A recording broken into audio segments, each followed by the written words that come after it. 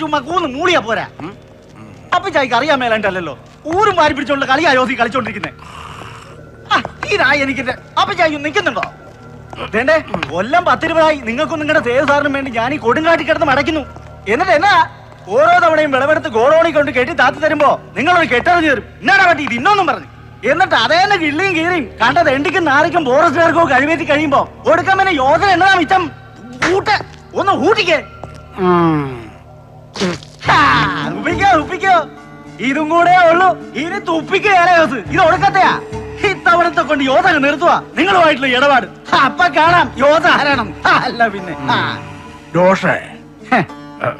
ഇതൊന്ന് ഉടുപ്പിച്ചേ. ഈ മുണ്ടൊന്ന് ഉടുപ്പിക്കാന്.